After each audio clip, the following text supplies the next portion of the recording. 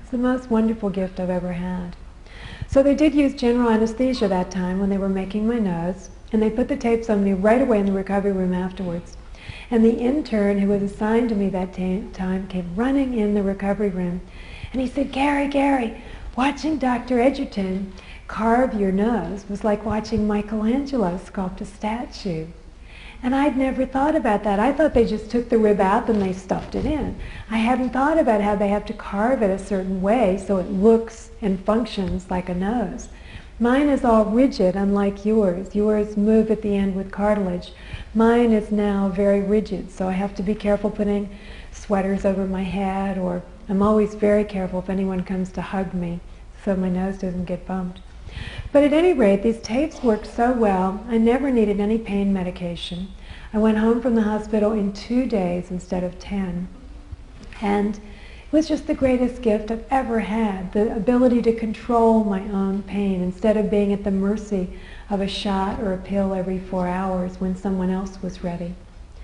So I asked if I could use them in the operating room from then on, and Dr. Edgerton said, well, we'll try it, but we'll have backup anesthesia in case you need it. I never needed it again. I went through 8 more surgeries with no anesthesia at all. And you'll see part of that in the video which follows. Another wonderful gift that happened before I had a nose and before I had a mouth, I would look at my face in the mirror and I would think, that's not me, I'm pretty, I'm a model, I don't look like that. And there was a wonderful clinical psychologist attached to the University of Virginia Plastic Surgery Department. And she said, Gary, when you look in the mirror, yes, you do have to say it is you, but it's you in transition. And that made such a difference to me, because I thought if I'm in transition, it's okay that I look like this now. I don't mind looking like raw hamburger, because it's going to change. And we all change all of our lives. We're always in transition. What happened to me was that I lost my outer appearance, my inner values, my job. I couldn't go in my dress shop and scare people. My motherhood, I couldn't take care of my children. I was going through a divorce at the time. My marriage was over. I lost everything all in an instant. And I learned from that I cared about my inner values. Instead of looking at the lampshades, I learned to look more at the light bulbs. When we age slowly, and they're gradual changes that you notice in a mirror. Mine were abrupt and immediate.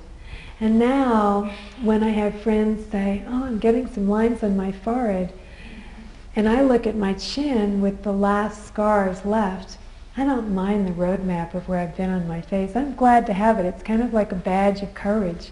And people look at me now and they think, well, you know, she's scarred. She's not perfect. So I can tell her what happened to me because it's okay, because she'd understand.